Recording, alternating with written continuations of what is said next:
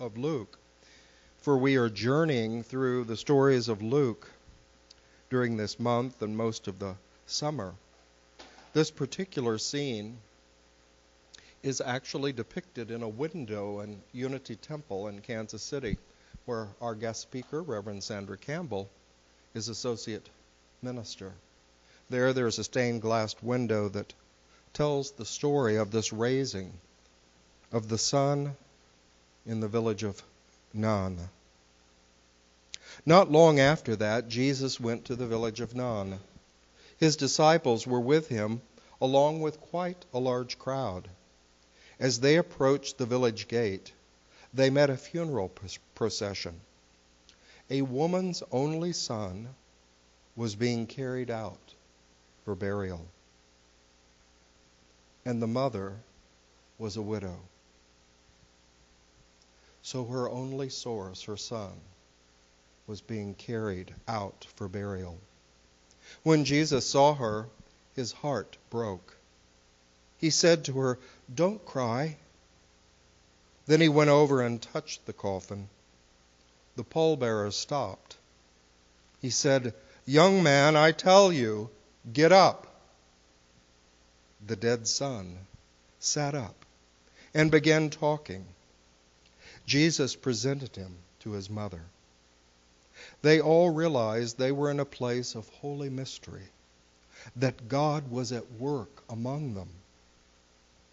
They were quietly worshipful and then noisily grateful, calling out among themselves, "God is back, looking to the needs of his people."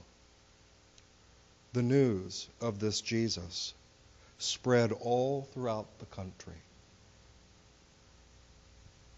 And so Luke gives us this powerful description of the power of imagination, the ability to look beyond appearances in this world, even of physical death, and to behold the potential of life. So strong was this Christ vision in Jesus that it truly brought this son of a widow back to life and restored this woman's support and supply through her son who could care for her. So we give thanks in the reading of God's Word.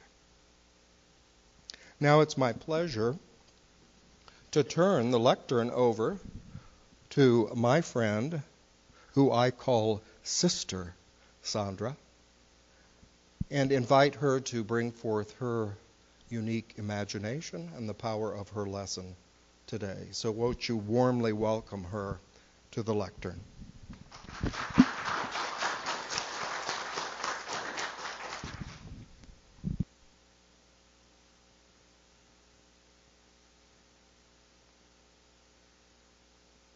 Testing. Is it on?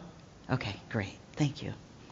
Well, thank you for that warm welcome and introduction. Thank you for having me back again. It's good to be here for about the third time. I think that I must have done something okay the last two times that you would have me back, and I really appreciate being here.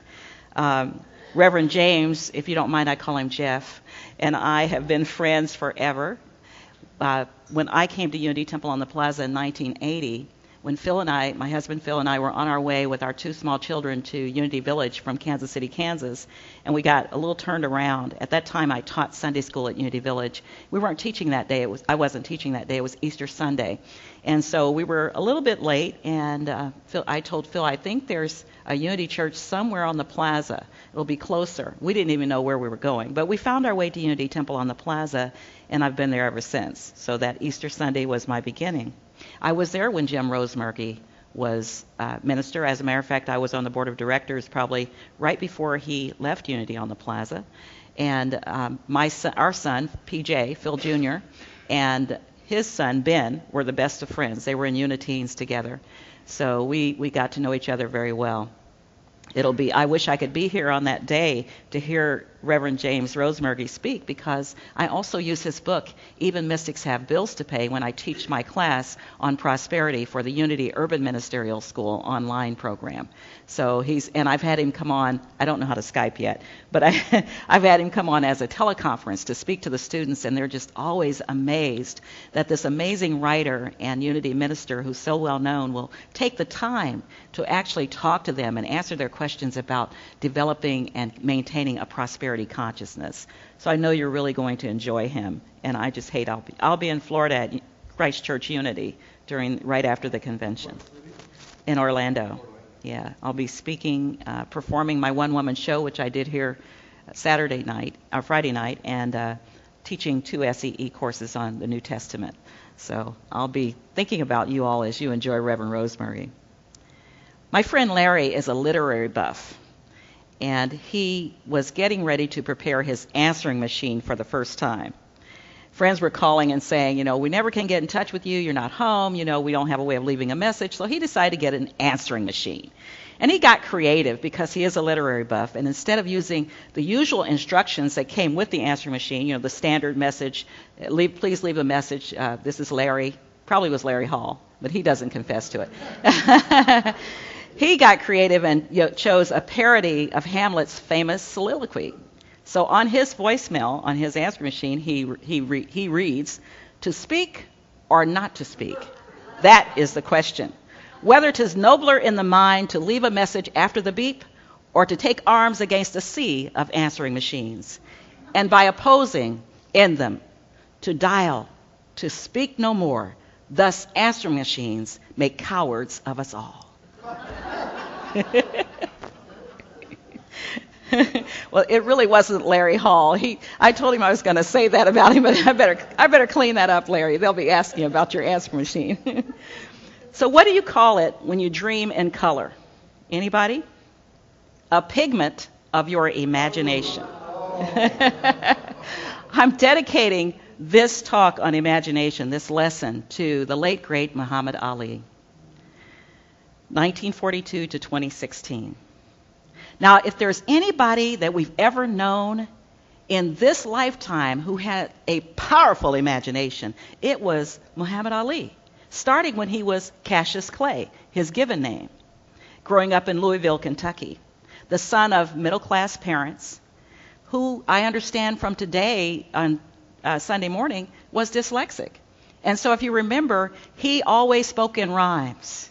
He did a lot of poetry, and his wife said that was his way of learning.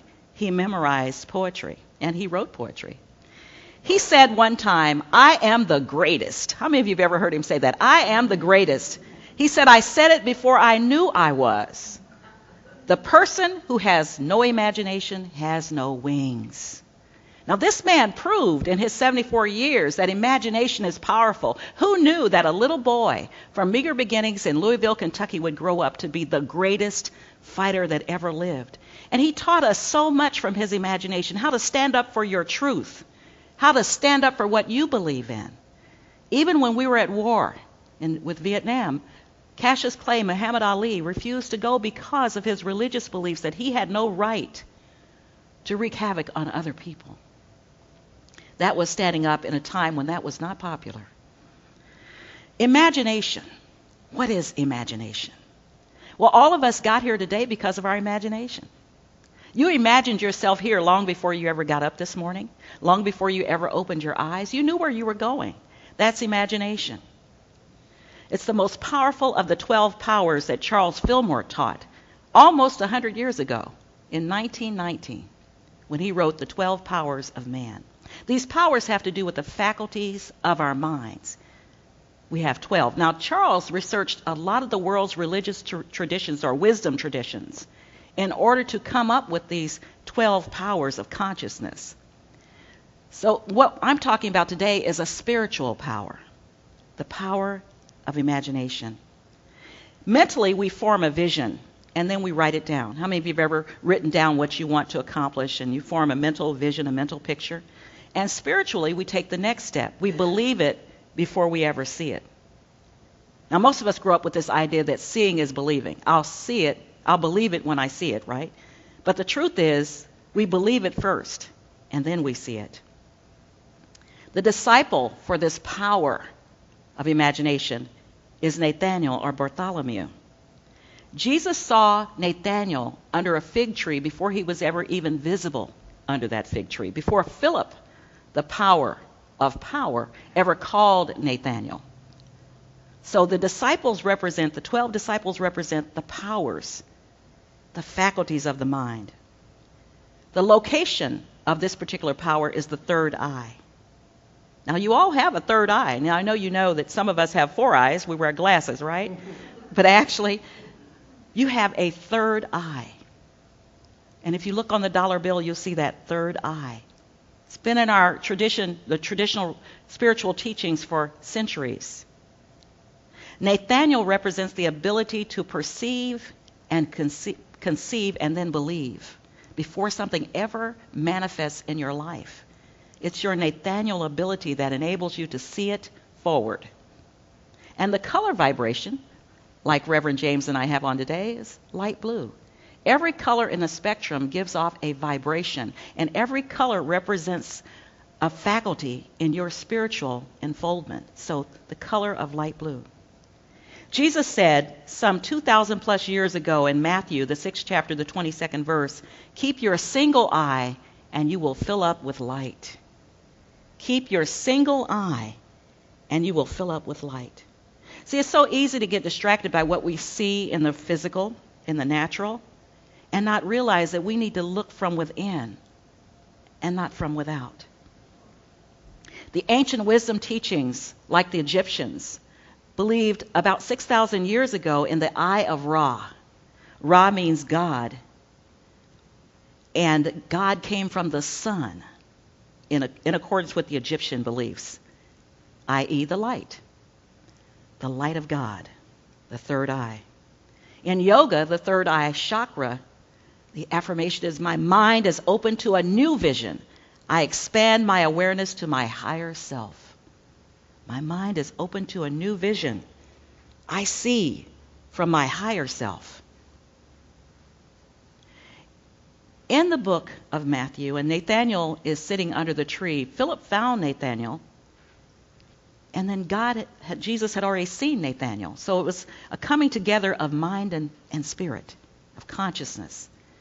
Nathanael was one of 6 disciples chosen by Jesus. He recognized Nathanael as a man of vision and imagination. Vision and imagination.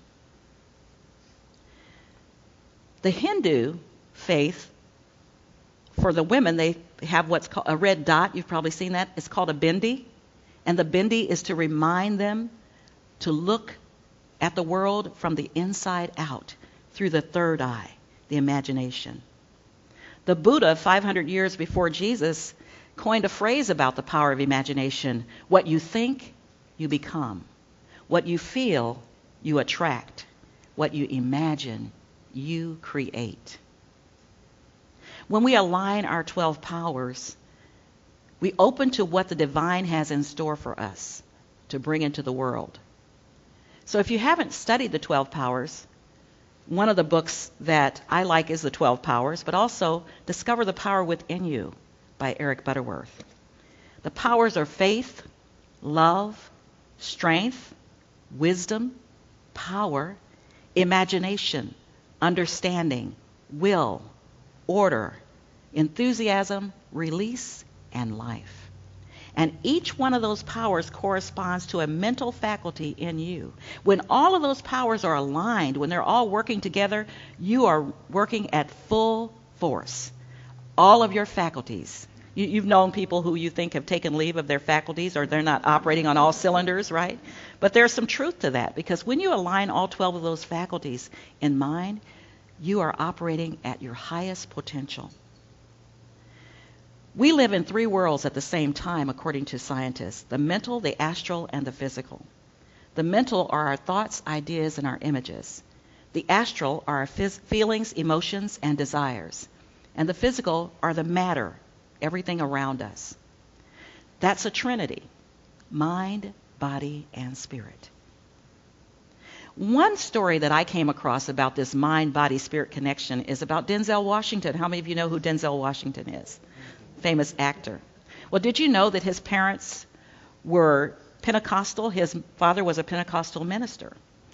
And he grew up in a home where God was always first. He told the story of how, in an interview, that he read the Bible every day and that he read from the Daily Word. I didn't know that till I read that about him. So he was also a practicer of unity. One thing I remember about Denzel Washington that really stood out for me about this power of imagination is I was watching Joel Osteen one Sunday. I was in Oklahoma City getting ready to catch a flight back home. I had been there to perform on my one-woman show on Bessie Coleman. And I happened to turn on the television. And Joel Osteen was doing an interview on Sunday morning. And it was Joel Osteen's show. And his title of his talk, his lesson that day was, "What's in Your Wallet?" Remember that commercial? I think it's Capital One. What's in your wallet? So that got my attention. What's in your wallet? And he told a story of how Denzel Washington, in an interview about how he came about to become an actor. He was actually studying in college to be a doctor, something in the medical field. And he really didn't want to do that, but his mother owned a beauty shop, and his mother and father were working hard to pay for his college, and he didn't want to disappoint them. Naturally, who doesn't want a son or a daughter to become a doctor? I mean, we think that's it, right? Not a minister like us, but they want us to become a doctor, right? Of course, my mother is pretty proud, and I know your mom was always proud of you. So Denzel's telling this interviewer that that's not really where he wanted to go. So the interviewer says, "Well, how did you come by being an actor?" And he said, a long time ago, on a weekend, he was at home from college, feeling really down about himself because he wasn't doing what he really wanted to do.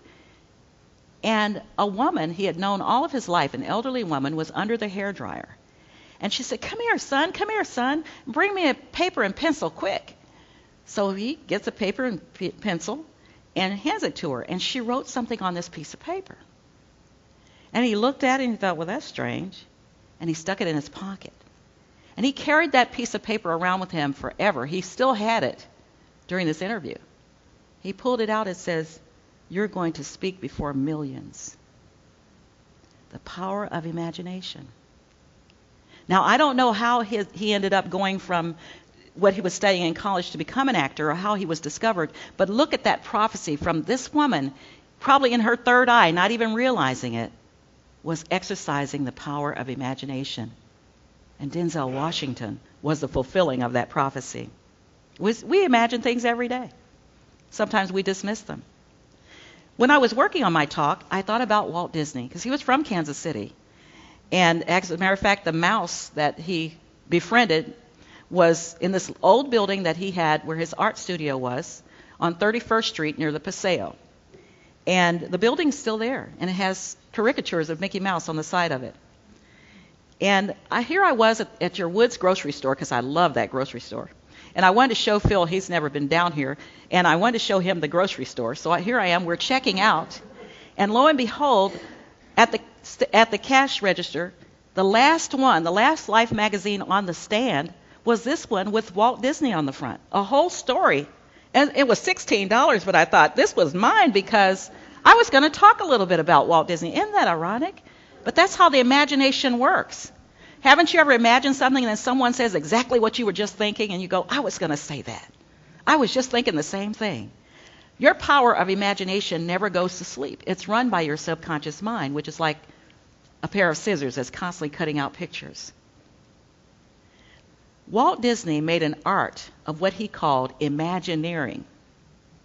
Imagineering was a combination of technology and imagination, engineering and imagination. And look how powerful his imagination is even today. Yesterday, now Phil was trying to be quiet, and I was working on some things on my talk, and he ended up watching Toy Story 1, 2, and 3 simultaneously. We love children's movies, especially when our children were growing up, and even more so with grandchildren. And our grandchildren, some of you met one of the twins last year, when they were about 3, Toy Story 1 came out. and they spoke with their thumbs in their mouths. So it was like, okay, what do you want to watch today? Toi, toi, tu. We're like, huh?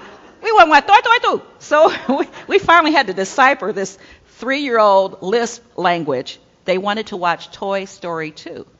So Phil was saying, well, I don't think I've ever seen Toy Story 3. So last night we had a marathon of Toy Story. But the amazing thing about that is the imagination power of Disney and Pixar and Sony. Look how much this has evolved from Walt Disney, from a little old cartoonist who wrote cartoons for the Kansas City Star newspaper, to where it is today. The power of imagination. Someone said imagination is intelligence having fun. Intelligence having fun. The premise of imagination is it is our birthright. We find that in Genesis, the first chapter, the 26th verse. God said, let us make man and woman in our image. Image, the root word of imagination. You are made in the image and likeness of God. Therefore, you are imagination on steroids. You are imagination. Working with spiritual science, the Christ consciousness, we demonstrate this higher state by creating a more abundant and peaceful world. I like that song. I love that song, Imagine. In fact, I had written it down in my notes. I was going to sing it, but I like the way John Lennon sings it best. Imagine there's no heaven. Imagine no hell below us, above us only sky. Imagine all peace. All the things we hear, all the rhetoric we're hearing now with the elections and the upcoming elections rather, and all the dissertations and the arguments. But the truth is, can we only imagine a world where none of that even exists anymore? I think we're getting closer. I really do. I think it starts with one person, like Muhammad Ali, like Denzel Washington, like Jesus and the Christ within you, to bring about that total peace. All we have to do right now is just imagine it. Imagine it. Einstein had a lot to say about imagination. He said, I am enough of an artist to draw freely upon my imagination. Imagination is more important than knowledge. Knowledge is limited. Imagination encircles the world. Charles Fillmore in The Revealing Word says, imagination is ability to form thoughts and images. It's our picturing ability. So if you picture a thing in your mind and you get it clearly in your mind, you can bring it into manifestation. Because the subconscious works 24 hours a day, cutting out mental pictures that you've already put there in your mind. Speaking of the subconscious, I was buying some graduation cards the other day, and Hallmark put my cards in this bag. I'd already been thinking about what I was going to talk about on imagination, and here it is. We create ourselves as we go. We create ourselves as we go. Have you ever been looking for something and searching high and low, and then all of a sudden it just shows up? Imagination has that kind of power to bring to you what it is that your hearts desire. Mr. Rogers, do you remember Mr. Rogers? Mr. Rogers' Neighborhood? He said it's good to play about things. And children have such vivid imaginations. Have you seen the movie Inside Out? That's what that movie is. It's a children's movie. I encourage you to see it because it talks about all of our mental faculties and our worry and our despair and our joy and our peace and our love and all those things, and how we have to work hard to keep everything aligned so that we can live in peace from the inside out. Dr. Seuss, I believe, was the great guru of imagination because he said imagination allows you to go to places and think things that you never thought you could. So if you're struggling with this power of imagination, maybe there's some things going on in your life that aren't the way you would like them to be. Peter McWilliams said to visualize is to make visual lies. Visual lies have a way of coming true. So you might have to lie to yourself. Maybe things aren't the way you want them to be. Maybe your life isn't as perfect as you'd hoped it'd be. Or maybe someone else's life, your child or a neighbor or your spouse, maybe there's something that needs to be shored up a bit. You can use the power of your imagination to change things for the better. Visual lies. The 12 powers come in pairs, or twins. I don't know if you knew that. But for May, the power is power. Philip is represented, the disciple that represents the power of power. Purple is the color. How powerful is that? When you see purple, don't your eyes sort of get bigger? And the back of the throat, the root of the tongue, is the location of this power, because the tongue has the power of life and death. We read that in Scripture. Now, June is the power of imagination. Bartholomew, light blue, the third eye. Power and imagination are twins. If you could have all the imagination in the world, but you don't have the power to inspire your imagination, it's useless. You can have all the power in the world, but you have no imagination to use that power, it's worthless. Power and imagination go hand in hand. Marie Montessori said, imagination does not become great until human beings, given the courage and power, use it to create. And Reverend Eric Butterworth gave us a formula for right use of imagination. He said, conceive it and believe it, and you will achieve it. So where do you find this power of imagination? One of the first phrases I learned in Unity is that we carry within us the wonders that we seek. So every power is within you. You don't have to look outside yourself for anything. Rumi said, you have no need to travel anywhere. Journey within yourself. Enter a mind of rubies and bathe in the splendor of your own mind. In the very beginning of Eric Butterworth's book, Discover the Power Within You, in the prologue, he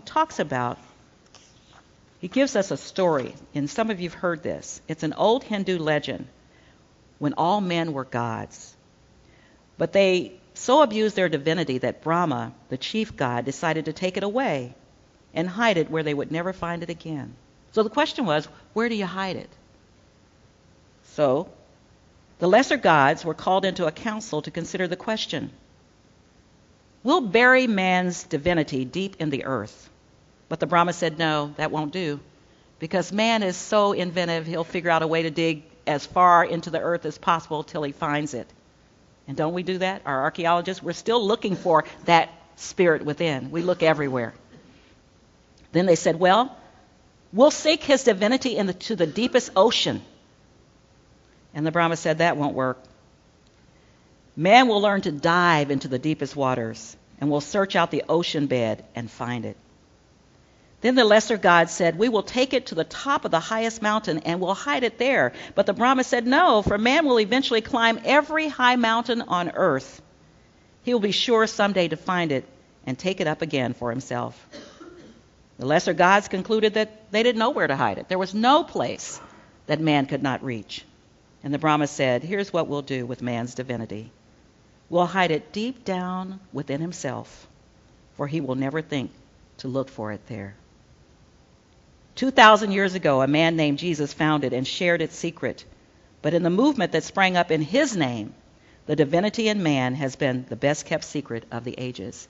Because we spend more time worshiping the man Jesus than the Christ consciousness within ourselves, where all of our faculties reside. That's what Jesus came to tell us.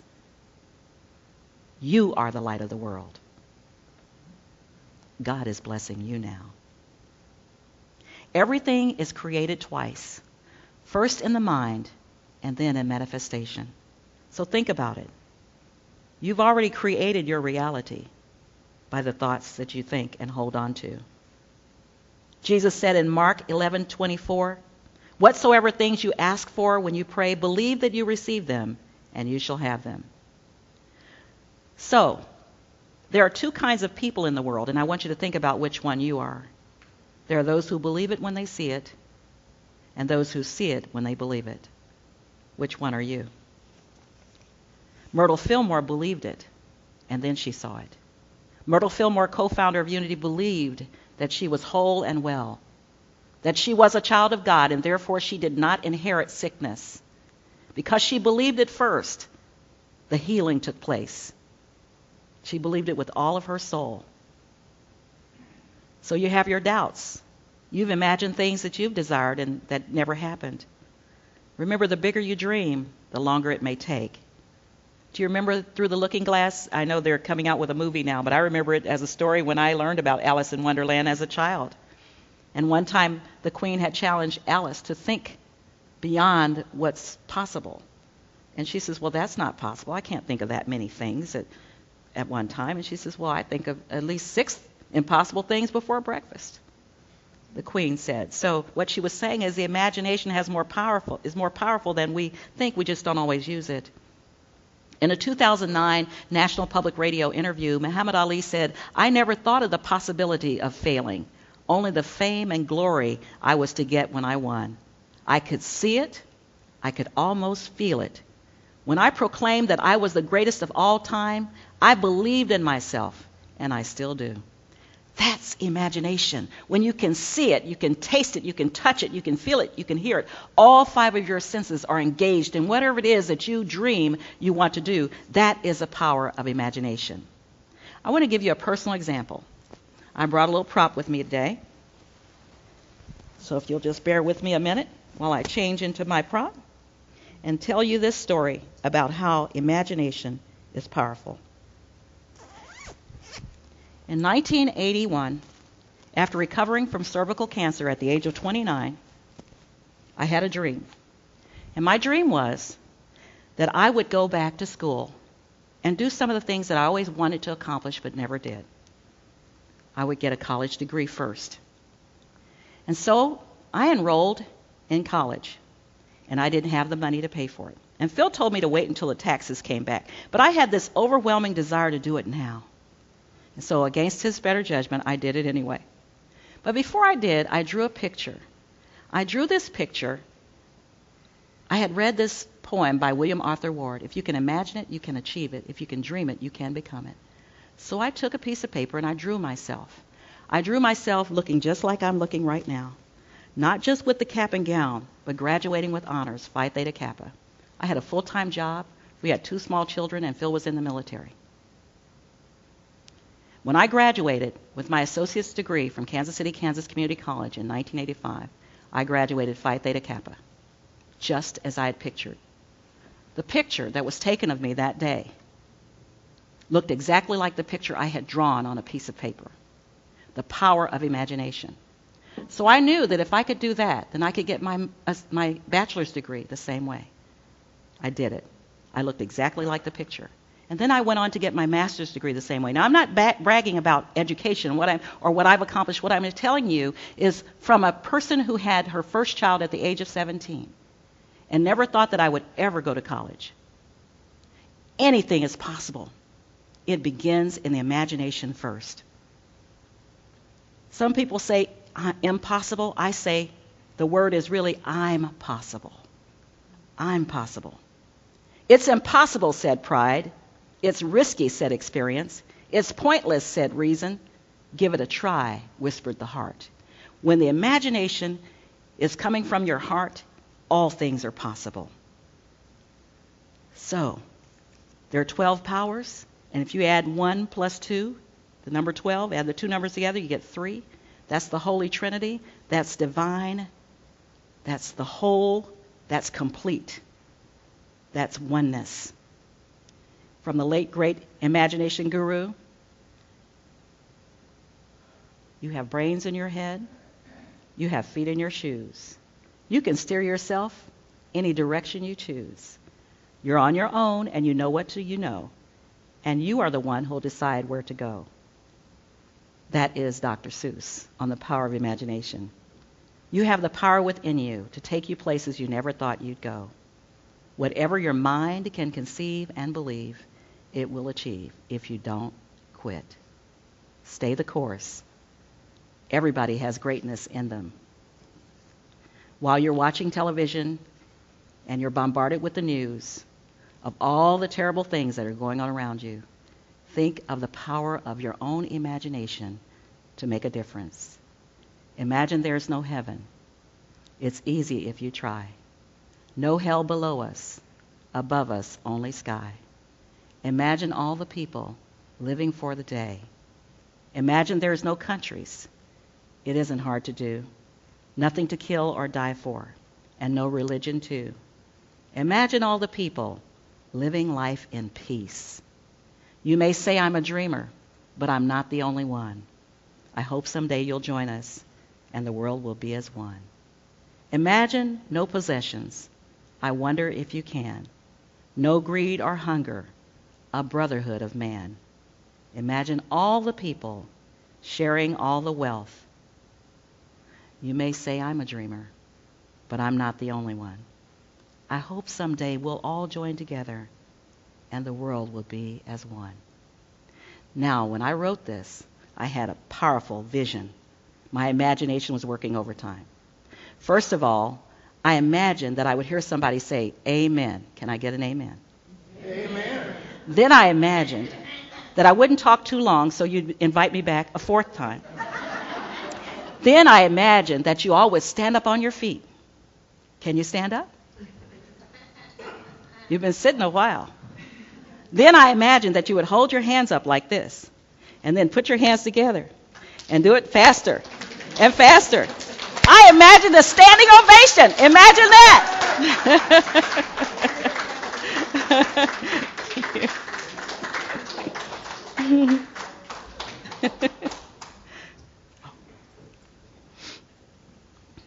And then I imagined that I would lead the meditation. So I want you to find a comfortable position in your seats. How many of you have called silent unity a time or two? How many of you have never called silent unity? Wonderful. How many of you don't know what silent unity is? Okay. Silent unity used to be called the light that shines for you. Phil and I live about 10 minutes from Unity Village. And there's a tall tower that's been refurbished. Now it's been flooded, but they're in the process of fixing it. And that tower is the light that shines 24/7 at the top of the tower. You can see that light from almost anywhere in Kansas City. Someone's in the small building nearby, the Silent Unity building, are praying 24 hours a day, 7 days a week. And while they're praying, there are others there are boxes that have prayer requests in them that are constantly in a prayer vigil. They stand in the gap between those of us who are standing in need of prayer and our loved ones, and the actual process of calling forth the Spirit of God. Powerful imagination. I can only think about what Charles and Muriel Fillmore had imagined when they created this movement and what it is today. And now we stand in that gap. So you can call toll-free from anywhere in the world, 1-800-NOW-PRAY. If you're local in Kansas City, in the Kansas City local area, you can call 816-969-2000. And someone's going to answer that phone. Sometimes the call volume is so large that it takes a while before one of the prayer associates picks up. And during that gap of time, this is what you'll hear. So I invite you now, I'm going to take you on a metaphysical journey to silent unity. And you have just called silent unity. And there's a recording on the phone because the prayer associates are busy carefully listening to and allowing Spirit to speak through them through the power of imagination so that they can answer others' prayers. So my friends, I invite you now to close your eyes. Hello. Welcome to Silent Unity. Please remain on the line. A prayer associate will be with you soon. Take a moment to still your mind. Feel the living, loving presence of God moving in and through your life right now. Allow the soothing music and uplifting affirmations to center your heart and mind in the awareness of God's love. I am the light of the world. God is blessing me now. In this holy instant, all is in divine order, for God is in charge. I rest in the presence of God. I am prosperous, whole, and well. I am joyously enfolded in the grace of God. I am in the flow of God's love. I rest in the knowing that this too shall pass. With God, all things are possible. Know that there is no waiting for God's love, as it is flowing in and through you now and always. In the silence.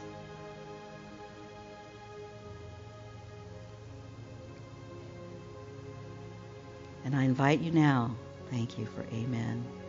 I invite you now just to be still and know that God is blessing you now. Center your attention on your third eye in the center of your forehead. And allow your imagination to give you a deeper sense of peace and understanding.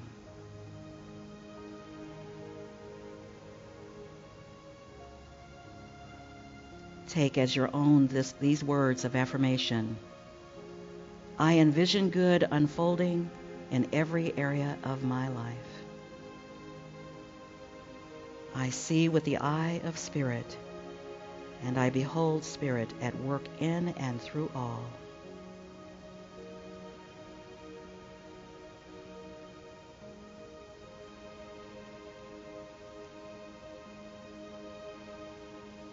Continue to breathe slowly. Allow Spirit to speak through you, knowing that all is in divine order in your life and your affairs.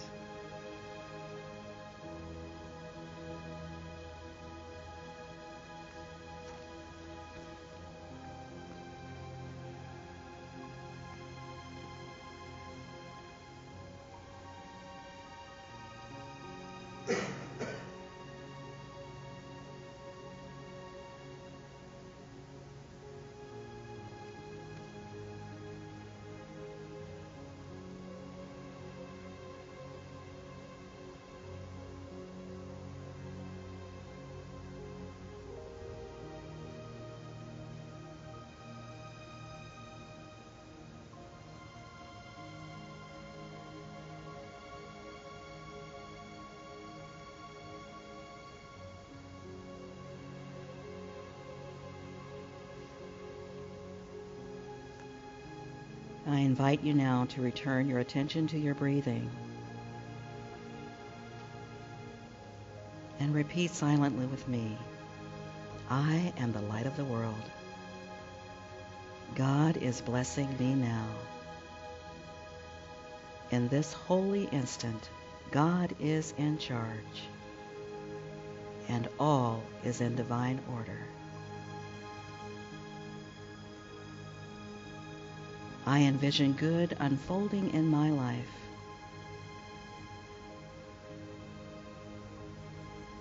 I see with the eye of spirit, and I behold spirit at work in and through all. And so it is. Amen.